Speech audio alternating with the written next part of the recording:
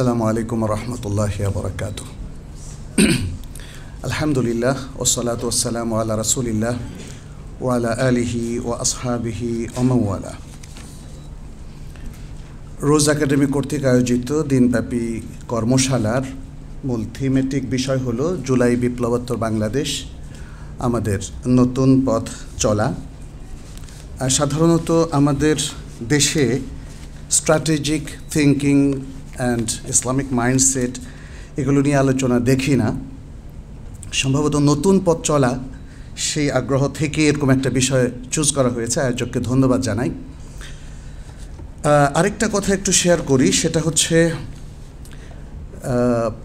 আমাদের এখানকার যে লোকাল কালচার এবং যে এডুকেশনাল যে প্রসিডিউর অথবা এডুকেশনাল কালচার, তাতে কিন্তু এই বিষয়গুলো কখনোই আমরা দেখি নাই।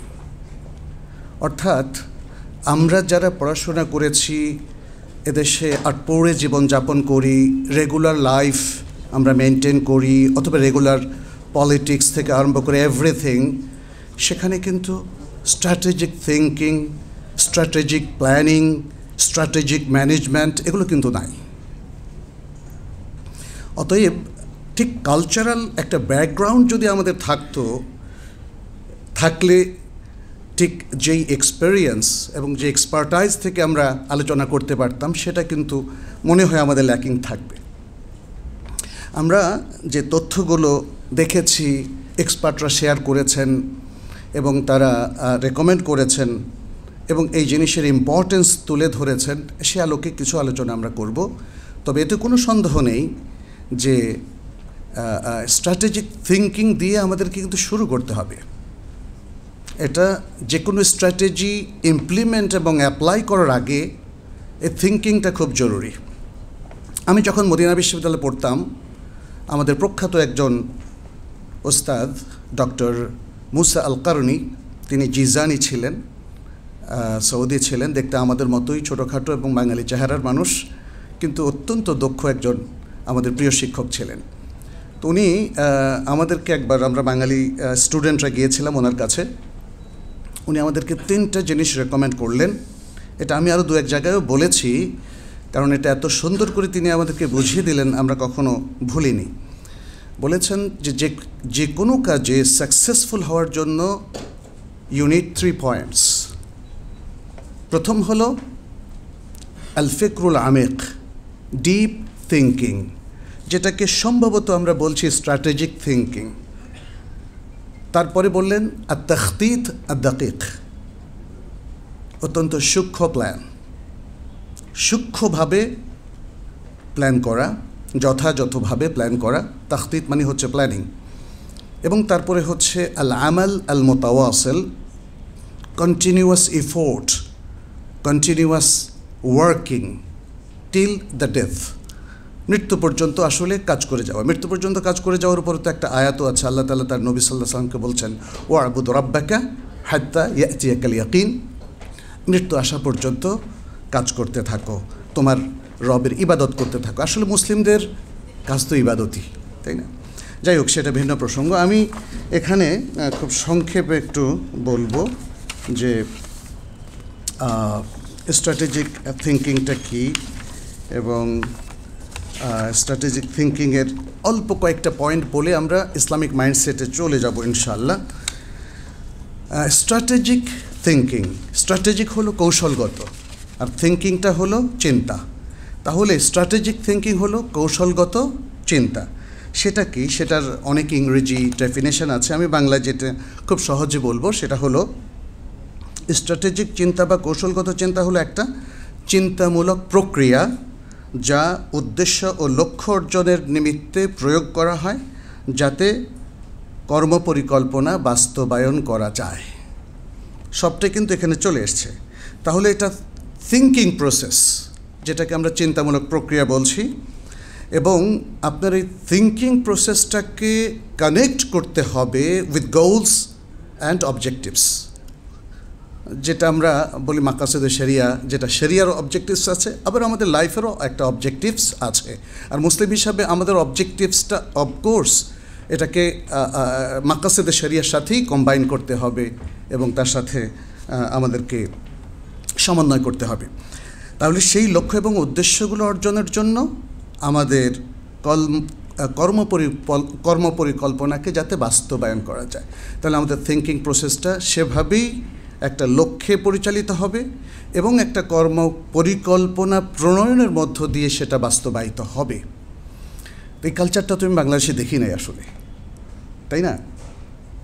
এখানে যে কোনো ধরনের কাজকর্ম, ব্যবসা বাণিজ্য, আমাদের ভাই বেড়াদার অথবা তার আগের জেনারেশন, মামা খালু দাদা, এদেরকে যখন দেখেছি কাজ শুরু করেছে, কোনো কর্ম পরিকল্পনা ছিল না, কোনো ক্রিটিক্যাল থিঙ্কিং বা স্ট্র্যাটেজিক থিঙ্কিং কখনোই ছিল না।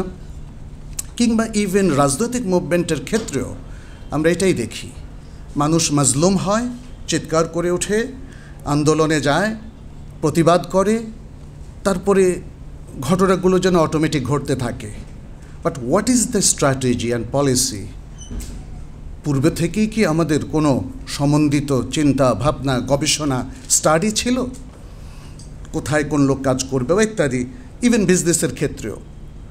এই জন্য আমাদের সকল উন্নয়ন প্রক্রিয়ায় আমরা আসলে যে এই ল্যাকিংসটা দেখি। আচ্ছা, তাহলে স্ট্র্যাটেজিক থিঙ্কিংয়ের এটা হলো প্রাথমিক একটা সংজ্ঞা। এর মধ্যে কয়েকটা জিনিস থাকবে, সেটা আমরা বুঝতে পেরেছি। একটা প্রসেস থাকবে থিঙ্কিং, লক্ষ্য উদ্দেশ্য থাকবে, আর থাকবে কর্ম পরিকল্পনা। আচ্ছা, স্ট্র্যাটেজিক থিঙ্কিং থেকে কারা বেনিফিটেড হতে পারে, বেনিফিশিয়ারিজ কারা? এখানে প্রথমত আসলে যে কেউ বড় কোনো একটা উদ্দেশ্য লক্ষ্য নিয়ে কাজ করে তারা এটা থেকে বেনিফিট পাবে। আমার দৃষ্টিতে প্রথম তো বেনিফিট পাওয়ার কথা মুসলিম উম্মার। যদি মুসলিম উম্মা স্ট্র্যাটেজিক থিঙ্কিং দিয়ে শুরু করে, তাদের জেনারেশন, আশা করি নতুন জেনারেশন হয়তো সেটাই করবে। এছাড়াও আমাদের যারা দুআত আছেন, ওলামায়ে কেরাম আছেন, মুসলিমদের যারা লিডার্স আছেন, যারা ম্যানেজার্স আছে, মুসলিম বিভিন্ন অ্যাফেয়ার্সের যারা ম্যানেজ করেন, যারা পরিচালক, যারা চালান, তারা ইত্যাদি, এভাবে। এছাড়াও আমাদের মুসলিম যারা উন্নয়ন কর্মী, যারা ডেভেলপমেন্ট ওয়ার্কার এবং ডেভেলপমেন্ট যারা পলিসি মেক করেন, তাদের জন্য এই স্ট্র্যাটেজিক থিঙ্কিংটা খুবই জরুরি। যারা ইনভেস্ট করেন, যারা বিজনেস রান করেন, যারা ম্যানেজার্স আছেন, তারা সকলেই হলেন বেনিফিশিয়ারি। এমনকি যারা বাজেটও করেন, তাদের জন্য এটা খুবই প্রয়োজন। আচ্ছা, স্ট্র্যাটেজিক থিঙ্কিংয়ের মেইন এলিমেন্টস এবং উপকরণগুলো কী কী? খুব সংক্ষেপে বলছি। এক নম্বর হলো পর্যবেক্ষণ, অবজারভেশনটা খুব জরুরি। অবজারভেশনটা কিভাবে আসবে, কিভাবে পর্যবেক্ষণ করবেন? গভীরভাবে চিন্তা করলে হয়ে যাবে না। আপনাকে রিলিভেন্ট এবং ইউজফুল ইনফরমেশন কালেক্ট করতে হবে, যে আপনি যা করতে চাচ্ছেন, যে লক্ষ্য উদ্দেশ্যে আপনি আপনার সমস্ত কার্যক্রমকে প্ল্যানের আওতায় আনতে চাচ্ছেন, সেই সম্পর্কিত ইনফরমেশন এবং ইউজফুল ইনফরমেশনগুলোকে, রিলিভেন্ট ইনফরমেশনগুলোকে কালেক্ট করতে হবে। তারপরে এগুলোকে কি করে আপনার নিজের সাথে রিলেট করা যায়, কানেক্ট করা যায়, এবং এগুলোর মধ্যে কোনগুলোকে আপনি অ্যাবজর্ব করতে পারবেন, সেটাও খুবই ইম্পর্ট্যান্ট, এবং সেটাও এই অবজারভেশনের আওতায় থাকবে। তারপরে এগুলোকে অ্যানালাইসিস করা এবং এগুলো থেকে ধীরে ধীরে প্ল্যানিংয়ের দিকে যাওয়ার প্রসেসটা ফলো করতে হবে। এটা হলো অবজারভেশন। সেকেন্ড পর্যায়টা হলো প্ল্যানিং, যেটাকে আমরা বলি পরিকল্পনা। যখন আমরা গভীরভাবে চিন্তা করি এবং এই অবজারভেশনগুলো আমাদের থাকে, তার পরের পর্যায় হলো প্ল্যান করা বা পরিকল্পনা করা। এবং পরিকল্পনাটা করতে হবে কিভাবে? যে ডেটাগুলো আমাদের কাছে আছে, যে ইনফরমেশনগুলো আছে, সেগুলোকে স্ট্র্যাটেজিতে ফর্মুলেট করতে হবে, স্ট্র্যাটেজিতে কনভার্ট করতে হবে। এবং তার পাশাপাশি আমাদেরকে যে জিনিসগুলো চিন্তায় রাখতে হবে, সেটা হলো এক নাম্বার প্রেজেন্ট সার্কামস্ট্যান্সেস। বর্তমান সিচুয়েশনটা কী, এটা কি আমাদেরকে অ্যালাউ করে কি না, বা আমি যা করতে চাচ্ছি এই সিচুয়েশন থেকে সেই জিনিসটাকে ক্রিয়েট করতে পারবো কি না। দুই নম্বর হচ্ছে আমার আসলে নিডটা কী, আমার অর্গানাইজেশন অথবা আমার প্রতিষ্ঠানের নিডটা কী, সেই নিড সার্কামস্ট্যান্স, এবং থার্ড হচ্ছে অবজারভেশনের মাধ্যমে আমি যে ইনফরমেশনগুলো কালেক্ট করেছি যাতে আমার প্ল্যানের মধ্যে আমি কনভার্ট করতে পারি, অ্যাকুমুলেট করতে পারি, সেই জিনিসগুলো আমার শুরুতে থাকতে হবে। আর প্ল্যানের মধ্যে যেটা থাকতে হবে আফটার মেকিং দ্য প্ল্যান, সেটা হলো আমাকে ডিটারমাইন করতে হবে যে আমার তো অনেক লক্ষ্য উদ্দেশ্য আছে, এই প্ল্যানের মাধ্যমে আসলে কোন কোন লক্ষ্য উদ্দেশ্যকে আমি অ্যাচিভ করব, অর্জন করব, এবং এই লক্ষ্য এবং উদ্দেশ্য অ্যাচিভ করার জন্য আমার স্টেপসগুলো কী হবে, এবং পাশাপাশি পটেনশিয়াল যে চ্যালেঞ্জগুলো আছে এবং পাশাপাশি অপরচুনিটিসগুলো আছে, এগুলো আমাকে খুঁজে বের করতে হবে। আমরা তো এখন দেখতে পাচ্ছি, তাই না, আমরা অনেক আশা ভরসা করেছিলাম যে বিগত সরকারের পতনের পরে আমাদের স্বপ্নগুলো বাস্তবায়ন হতে শুরু করবে, but now we face great challenges, তাই না? তাহলে এই যে চ্যালেঞ্জগুলো তাহলে কিভাবে মোকাবেলা করা যাবে?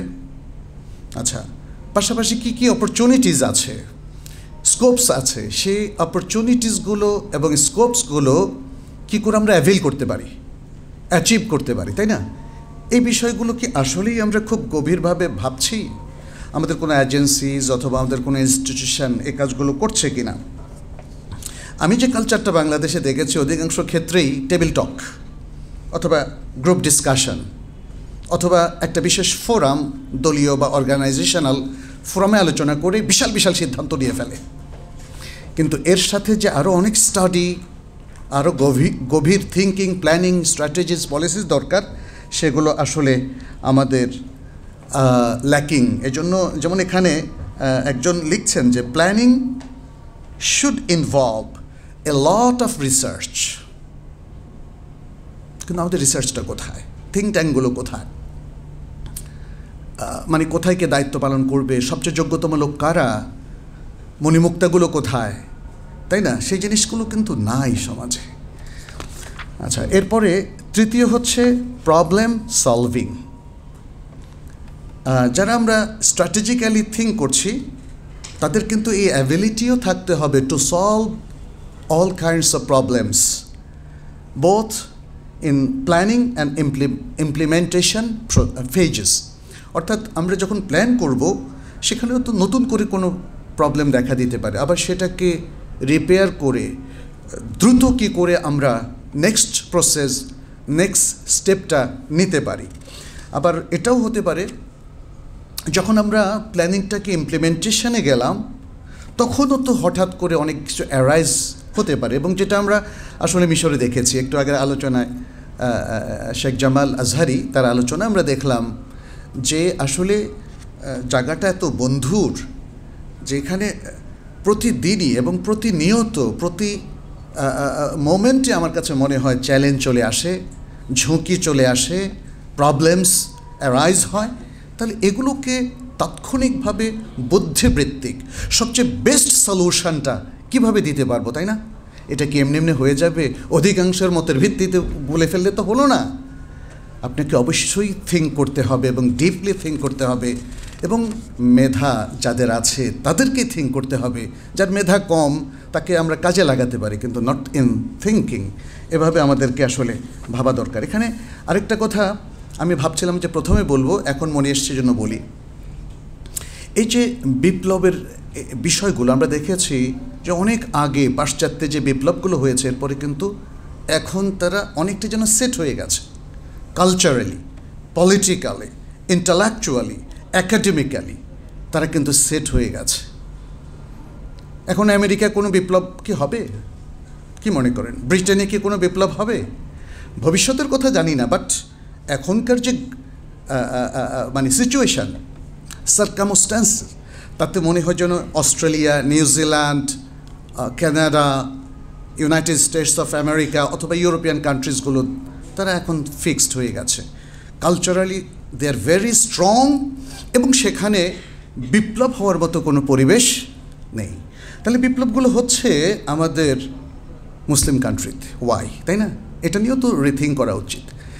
আমি আরেকটা জিনিস খুব অবাক হয়েছি, বহু বছর আগ থেকেই আমি বলেছি আমাদের যে সমস্ত ভাইয়েরা বিদেশে থাকেন তার জন্য একটা ইনস্টিটিউট করেন, মিনিমাম একটা ইনস্টিটিউট, অনেক কিছু তো করা সম্ভব।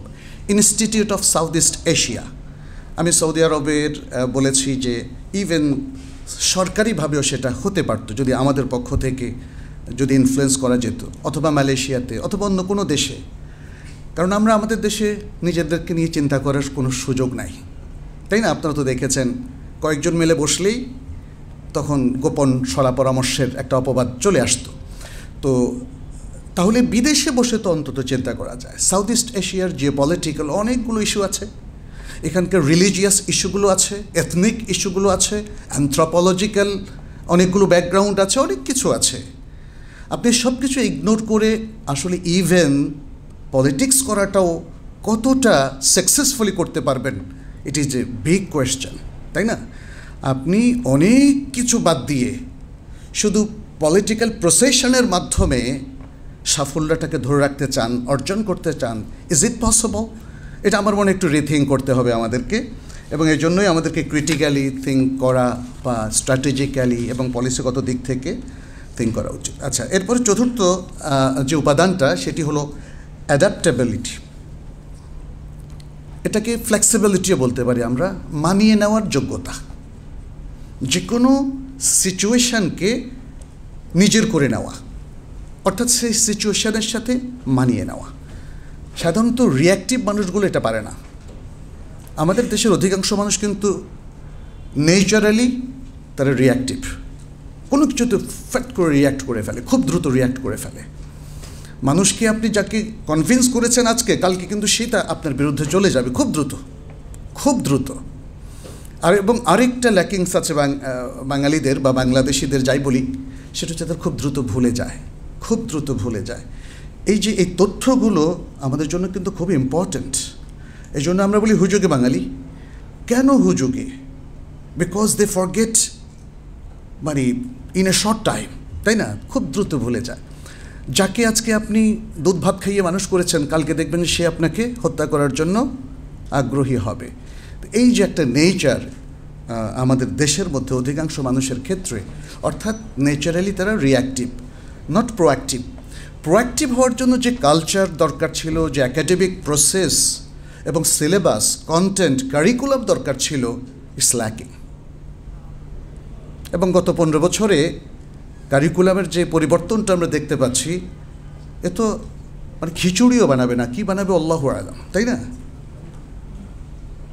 মানে একটা লক্ষ্যহীন, শুধু বলবো না, ভুল লক্ষ্যের একটা কারিকুলাম জাতি বাধ্য হয়ে তাকে গিলতে হলো। তো সেটা দিয়ে তো আসলে কিভাবে কালচারালি মানুষ পরিবর্তন হবে, রিলিজিয়াসলি মানুষ পরিবর্তন হবে, আমার কাছে মনে হয় সেটা ইজ ভেরি টাফ।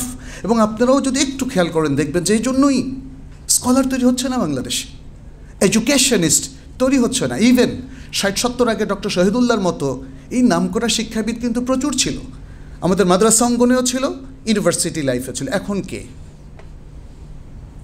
কে?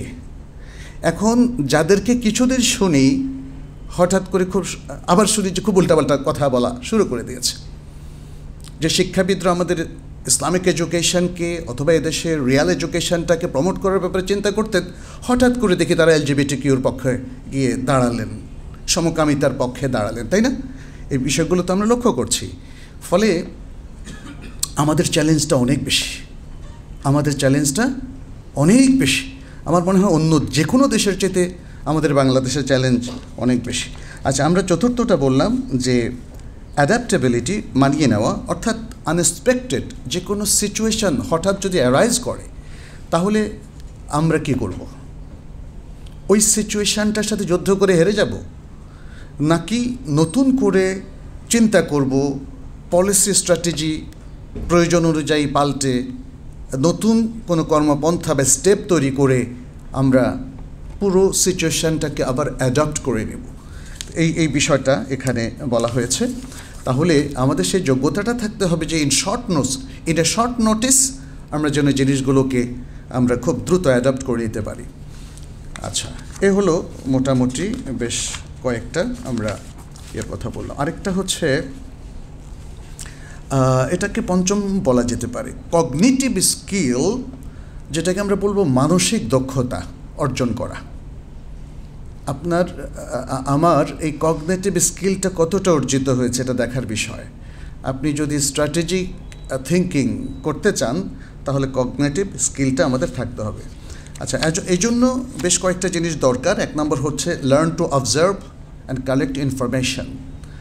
আমার অবজারভেশন করার মতো দক্ষতা আছে কিনা এবং ইনফরমেশন কালেক্ট করার দক্ষতা আছে কিনা।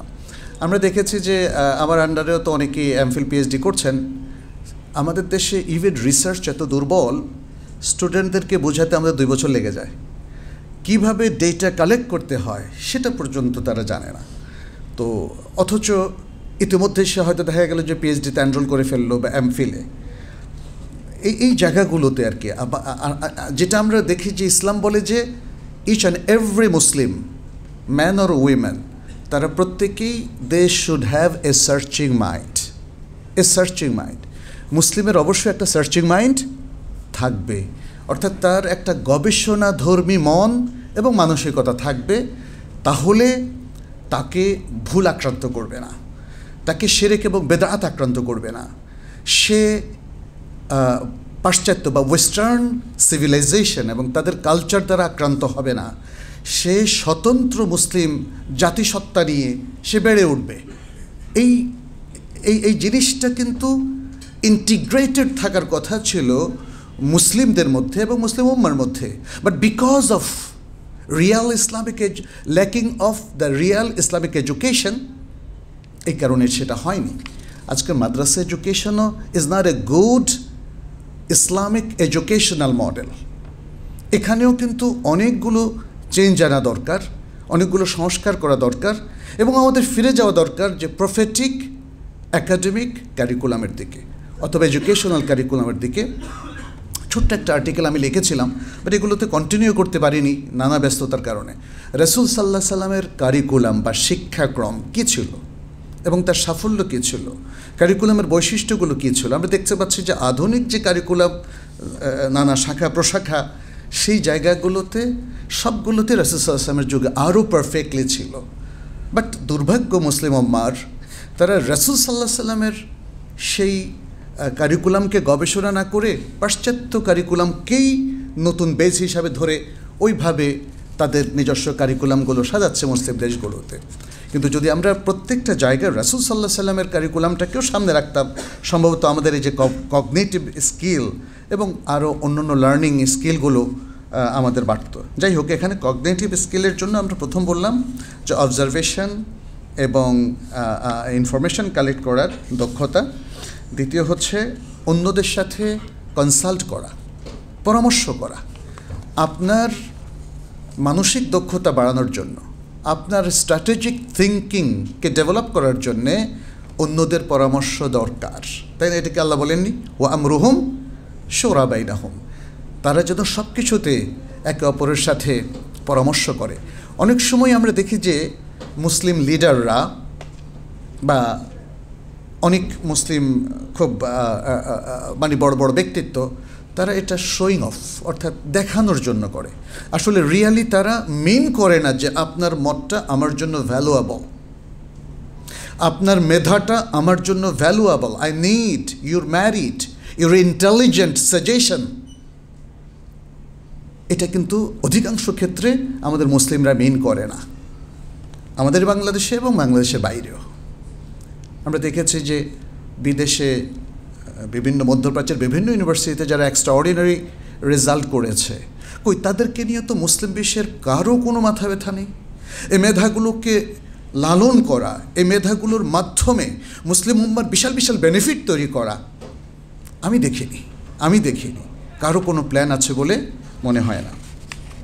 আচ্ছা, এরপরে তৃতীয় হচ্ছে স্ট্রাকচার ডেভেলপ করা আর একটা দক্ষতা, এটাও লাগবে। আমরা যেভাবে বিষয়গুলো আগে, যেমন আমি অবজারভেশন, ডেটা কালেকশান এবং তারপরে অন্যর সাথে কনসাল্ট করার পরে একটা স্ট্রাকচার কী করে ডেভেলপ করব আমরা, অথবা যারা যেখানে কাজ করেন, এটা হতে পারে বিজনেস মডেল, হতে পারে একটা অর্গানাইজেশনাল স্ট্রাকচার, হতে পারে একটা ইনস্টিটিউশন, এটাকে কিভাবে আমরা ডিজাইন করব, শুরু করতে হবে স্ট্র্যাটেজিক থিঙ্কিং থেকে।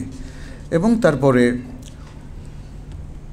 চতুর্থ নম্বর হচ্ছে স্টার্ট এ স্মল প্রজেক্ট। শুরু করতে হবে ছোট থেকে, কিন্তু আমরা সাধারণত চাই যে অনেক বড় থেকে শুরু করব, শুরুতেই বড় চাই, তাই না? যে কারণে আমাদের অধিকাংশ জায়গায় ফেলিওর চলে আসে। এবং তারপরে হচ্ছে ইভ্যালুয়েশন, রিইভ্যালুয়েশন, মূল্যায়ন করা, যে কোনো জিনিসকে মূল্যায়ন করা। এখানে একটা ছোট্ট জিনিস বলে আমি সেকেন্ড বিষয়ে চলে যাব, সেটা হচ্ছে স্ট্র্যাটেজিক থিঙ্কিংয়ের 3টা লেভেল আছে, 3টা লেভেল। প্রথম লেভেলটা হলো সেলফ অ্যাওয়ারনেস। সেলফ অ্যাওয়ারনেস অর্থাৎ নিজে আপনি সচেতনতা দিয়ে শুরু করবেন, নিজে সচেতন হবেন, এবং এটা শুরু হবে ক্রিটিক্যাল থিঙ্কিং দিয়ে, এবং তারপরে ইন্টালেকচুয়াল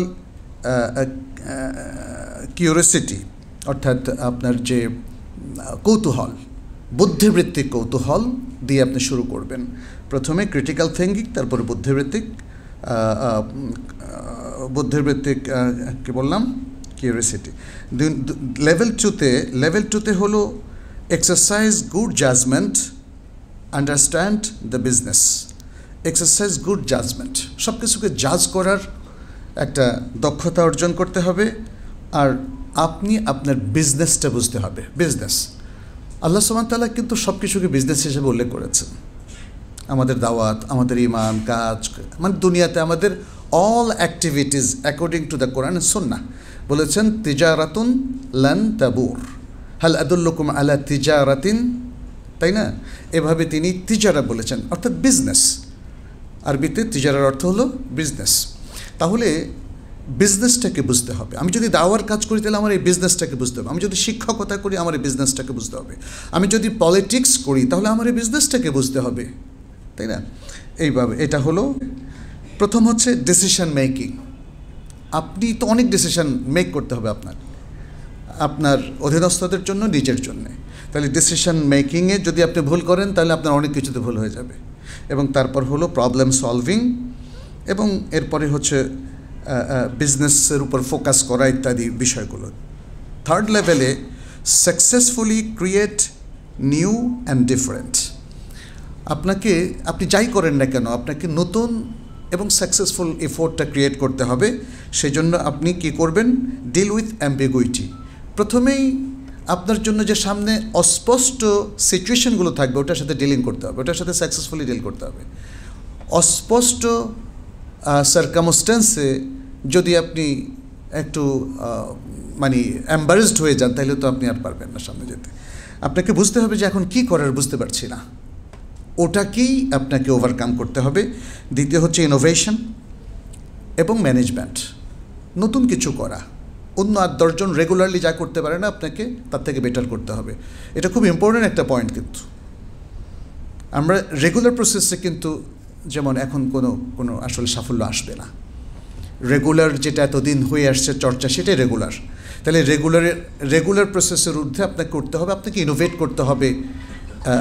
সাফল্যের নতুন পথ চলাটা আপনাকে ইনোভেট করতে হবে। এবং management, a good management procedure follow করতে হবে।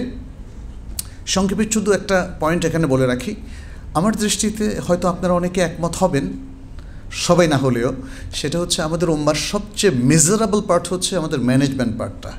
We don't know how to manage. পরিবার দেখেন, ব্যর্থ পরিবারগুলো তারা পারিবারিক ম্যানেজমেন্টে দক্ষ নয়। তারপরে ইনস্টিটিউশনালগুলো যেগুলো ব্যর্থ সেগুলো ইনস্টিটিউশনালি তারা দক্ষ নয়। পলিটিক্সেও দেখেন আমাদের ব্যর্থতা, এবং দেশ পরিচালনায় আমাদের মুসলিমদের ব্যর্থতা, আমাদের মুসলিম শাসকদের অনেক ক্ষেত্রে ব্যর্থতা। এই যে বিষয়গুলো, তাহলে ম্যানেজমেন্ট মেইন। এবং ব্যক্তিগত ক্ষেত্রে আপনি আরও অনেক জিনিস দেখেন। আপনার অ্যাঙ্গার ম্যানেজমেন্টটা কেমন? আপনি রেগে গেলে আপনি কি সুন্দর করে ওভারকাম করতে পারেন কি না? আচ্ছা, এভাবে বিভিন্ন যে সিচুয়েশনগুলো আসছে সেই সিচুয়েশনগুলোকে কীভাবে আমরা ওভারকাম করছি, এটা পার্ট অফ আওয়ার ম্যানেজমেন্ট। ফলে এই ম্যানেজমেন্টের সমস্যাটা আসলে খুব গুরুত্বপূর্ণ একটা বিষয়। আচ্ছা, এরপরে হলো পার্সপেক্টিভ টেকিং, অর্থাৎ আপনার যে পার্সপেক্টিভটা, যে আমাদের সামনে করণীয় যে বিষয়গুলো সেগুলো আমরা কিভাবে হ্যান্ডেল করছি।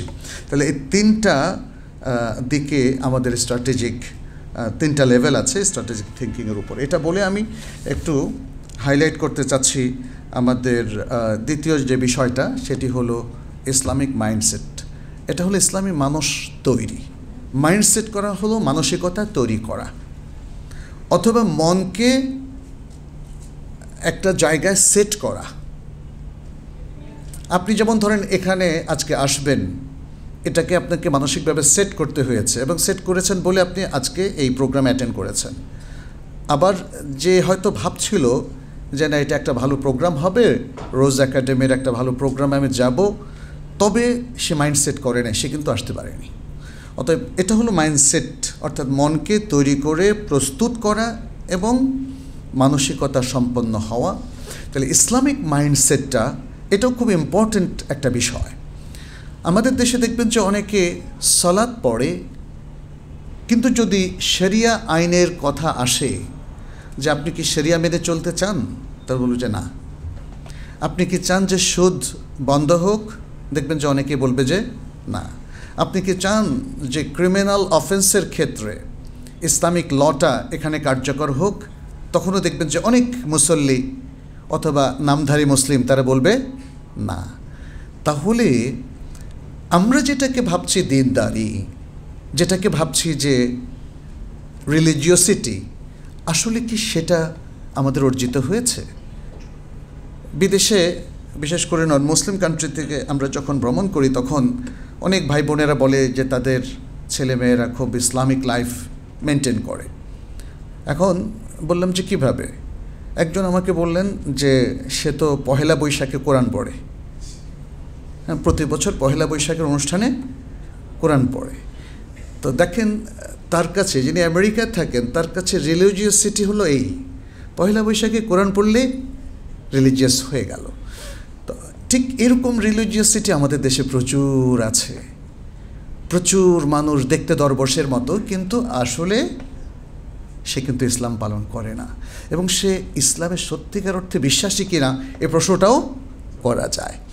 ইসলামিক লাইফটাকে সে মন থেকে অ্যাকসেপ্ট করে না, সে শুধু বাহ্যিক কিছু পোশাক আশাক বা এগুলো নিয়েই মানে আল্লাহর দিকটাকে সে মোটামুটি ম্যানেজ করে।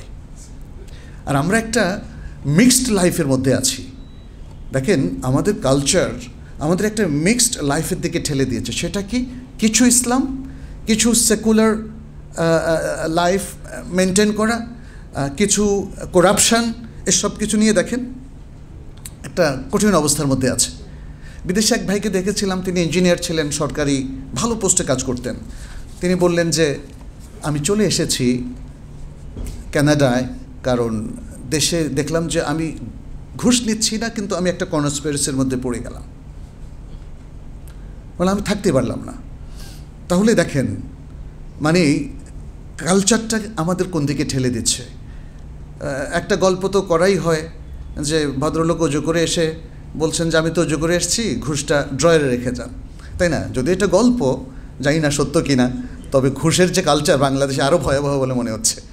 তো আসলে ইসলাম তো এগুলো অ্যালাউ করে না। করে কি? ইসলাম কোনো হারাম জিনিস অ্যালাউ করে না। ইসলাম মানুষকে বিনয় শেখায়। তো তাহলে এই যে রিলিজিওসিটি, সেটার মাইন্ডসেটটা আমাদের হয় নাই। আমরা মানসিকভাবে ইসলামের প্রত্যেকটা বিধান মেনে নেওয়ার জন্য প্রস্তুত হই নাই। কেন প্রস্তুত হই নাই, তাই না? এই প্রশ্নটা আসে। তাহলে এটা নিয়েও আমাদের কিন্তু স্ট্র্যাটেজিক চিন্তা করতে হবে এবং রিসার্চ করতে হবে। একটা লোক, তার বাবা মুসলিম, মা মুসলিম, তার দাদা মুসলিম, দাদি মুসলিম, আরও আগের পুরুষ থেকে মুসলিম, এখনও সে নামাজ পড়ে, কিন্তু কেন সে ইসলামিক হতে পারছে না?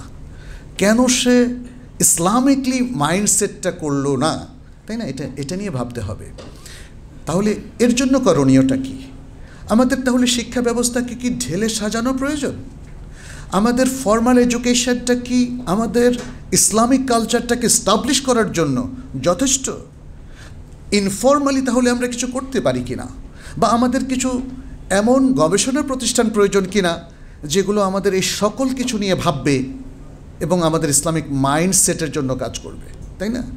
আমার কাছে মনে হয় এই ধরনের প্রতিষ্ঠান এখন অনেক বেশি প্রয়োজন। হয়তো জিজ্ঞেস করবেন রাসূল সাল্লাল্লাহু আলাইহি ওয়াসাল্লামের সময় তো কোনো ইনস্টিটিউট ছিল না, তখন হলো, তখন আমাদের এত ইনস্টিটিউট করেন কেন? কিছু লোকের কিন্তু বা অধিকাংশ মানুষের এই চিন্তা ভাবনাটা আছে, বলে যে আপনারা এত ইনস্টিটিউশন, এত রিসার্চ। আমি যখন মদিনা থেকে ফিরে আসলাম, আমারই এক প্রিয় ওস্তাদকে, আমি নাম বলবো না, তাকে বললাম যে ওস্তাদ মাত্র তো পিএইচডি করে আসলাম, মনে হচ্ছে বেশ কিছু রিসার্চ আমরা কন্ডাক্ট করতে পারি। তিনি বললেন যে কী রিসার্চ করবা, বই তো সব লেখা হয়ে গেছে। তারপরে আমি বললাম যে আমি কিছু সামাজিক রিসার্চ কন্ডাক্ট করতে চাই, যেটা আশা করি যে উপকার হবে। বলেছে মঞ্জুর, আসলে রিসার্চের কোনো প্রয়োজন নাই। হ্যাঁ, মানে উনি আমাকে বোঝাতে বললেন যে ঠিক আছে, আরেকদিন আসো, আমরা বসি। আরেকদিন আমি ওনার সাথে বসলাম একটা জমার পরে, দীর্ঘ 1 ঘন্টা, কিন্তু বোঝাতে পারলাম না। উনি বললেন যে না, মানে রিসার্চ তো করে মানুষ বই লেখার জন্য, বই তো অনেক আছে, এখন প্রতি বছরই প্রচুর বই বেরো হচ্ছে। তো এই যে একটা দেখেন মাইন্ডসেটিংটাই প্রবলেম না? প্রবলেম। রিসার্চ কি আসলে বন্ধ হওয়ার জিনিস? ইজতেহাদ, রাসূল সাল্লাল্লাহু আলাইহি ওয়াসাল্লামের হাদিস থেকে ইজতেহাদ কি, এটা কিয়ামত পর্যন্ত চলমান হওয়ার কথা রাসূল সাল্লাল্লাহু আলাইহি ওয়াসাল্লাম জানাননি আমাদেরকে, তাই না? তাহলে রিসার্চ তো বন্ধ হবে না, কারণ রিসার্চ ছাড়া আমরা আসলে আমাদের ভেতরের প্রবলেমগুলো আমরা জানতে পারবো না, পলিসি স্ট্র্যাটেজিগুলো তৈরি করতে পারবো না। আর মনে রাখবেন, আমাদের এই এলাকার মুসলিমরা, বাংলাদেশের মুসলিমরা অথবা মুসলিম উম্মাহ সারা বিশ্বে, তারা যদি তাদের পলিসি এবং স্ট্র্যাটেজিগুলো রিভাইজ না করে এবং সেখান থেকে উম্মাহকে তাদের বর্তমান যে মাইন্ডসেট আছে সেখান থেকে বের করে রাসূল সাল্লাল্লাহু আলাইহি ওয়াসাল্লামের আদলে যে মাইন্ডসেটটা, সেখানে যদি তাদেরকে অন্তর্ভুক্ত করতে না পারে, তাহলে কিন্তু এই উম্মাহ দিয়ে আপনি অনেক কিছু আশা করতে পারেন না। আপনি দেখবেন একের পর এক বিপ্লব, প্রতি বিপ্লব এগুলো হতেই থাকবে, বাট উম্মার যে স্যালভেশন, উম্মার যে প্রকৃত ইন্ডিপেন্ডেন্স এবং উম্মার যে অর্জন এবং সাকসেস, সেটা সুদূর পরাহতই হতে থাকবে। ফলে আমাদের আসলে এই লার্নিং প্রসেসগুলো আমাদেরকে জানতে হবে। এখানে ইসলামিক মাইন্ডসেটের জন্য অনেকগুলো শর্ত আছে। আপনি কি মানে কোন জিনিসটাকে মাইন্ডসেটিং করতে চাচ্ছেন, এটাকে কিন্তু আমাদেরকে নির্ধারণ করতে হবে। যেমন ধরেন, আমি 2-1টা ক্ষেত্র বলে, আমি লম্বা করব না, আমাকে বলেছে একটা 10-এর মধ্যে শেষ করতে, যদিও বলা হয়েছিল 45 মিনিট। যাই হোক, আমি শেষ করার চেষ্টা করব ইনশাআল্লাহ। এখানে বেশ কয়েকটা এরিয়া আছে, সেই এরিয়াগুলোতে মাইন্ডসেট করার জন্য আপনাকে আলাদা আলাদা কিছু স্টেপ নিতে হবে। যেমন আপনি যদি প্রথমে আপনার সেলফ ডেভেলপমেন্টের জন্য, ইসলামিকলি সেলফ ডেভেলপমেন্টের জন্য আপনি যদি মাইন্ডসেটিংটা চান যে হ্যাঁ আমি আত্মগঠন করব ইসলামিকভাবে, আপনার মাইন্ডসেটটা খুব জরুরি। তা না হলে তো আপনি এই জন্য কোনো প্রস্তুতি নেবেন না। আত্মগঠনের জন্য সর্বপ্রথমে দরকার সালাত পড়া, এবং এর পাশাপাশি দরকার হচ্ছে আকীদা ঠিক করা। আকীদা নিয়ে আমাদের অনেকের অ্যালার্জি আছে, কারণ হয়তো আকীদা নিয়ে যারা বেশি কনসার্ন, অন্যদিকে তারা অনেক পিছিয়ে আছে। এ সমস্ত কারণে কিন্তু বুঝতে হবে যে আমাদের আসলে সবার মধ্যেই কিন্তু ল্যাকিংস আছে। All of us are lacking a lot of things, missing a lot of things. আমি মনজুর এলাহি দেখবেন যে আমার অনেকগুলো জায়গায় কিন্তু আমার কার্যক্রম নাই, কিন্তু সেটার উপর বিবেচনা করে আসলে আমরা স্ট্র্যাটেজি পলিসি নেব না, বরং এটা একটা পরিপূরক চিন্তা ভাবনা থাকা দরকার যে আসলে একটা সংগঠন অথবা একজন ব্যক্তি বা একদল ব্যক্তি যা করছে সেটা সে করুক, পাশে পরিপূরক অন্য কাজ আমরা করি।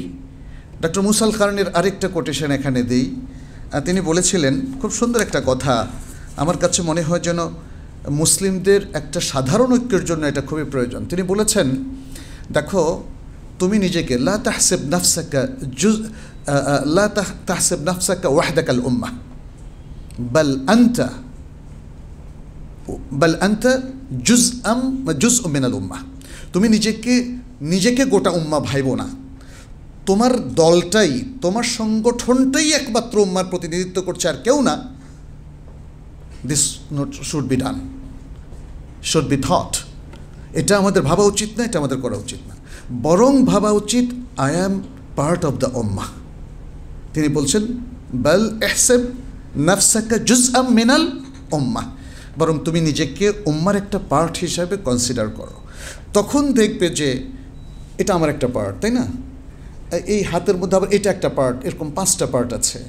আমার চোখ একটা পার্ট, কান একটা পার্ট, অতএব সব মিলিয়ে আমি, ঠিক আপনাদেরও সব মিলিয়ে আপনি। তাহলে উম্মার সকলে মিলে যদি তারা নিজেকে একটা দেহের পার্ট হিসাবে মনে করত, তাহলে কিন্তু অনেক প্রবলেম সলভ হয়ে যেত। এবং এটাই তো রাসূল সাল্লাল্লাহু আলাইহি ওয়াসাল্লাম বলেছিলেন সহিহ মুসলিমের একটা হাদিসে, বলেছেন মাসালুল মুমিনিনা কামাসালিল জাসাদিল ওয়াহিদ, মাসালুল মুমিনিনা ফি তাওয়াদ্দিহিম ওয়া তারাহুমিহিম ওয়া তাআতুফিহিম কামাসালিল জাসাদিল ওয়াহিদ ইযা ইশতাকা মিনহু উদউন তাদাআ লাহু সাইরুল জাসাদ বিল হুম্মা ওয়াস সাহার। যে মুসলিমদের বা মুমিনদের পারস্পরিক ভালোবাসা, সম্প্রীতি এবং মমতার ক্ষেত্রে উদাহরণ হলো একটা দেহের মতো। যখন দেহের কোনো একটা অঙ্গ সে অসুস্থ হয়, তখন পুরো দেহ তাতে সাড়া দেয়। তাহলে এটা হওয়া উচিত ছিল আমাদের। এবং আমার কাছে মনে হয় তাহলে এইটা হওয়ার জন্য যে আয়োজন, যে কালচারাল অ্যাক্টিভিটিস, যে একাডেমিক কারিকুলাম এবং যে রিসার্চ অর্গানাইজেশন, এগুলো আসলে আমাদের ওপেন করতে হবে, কাজ করতে হবে।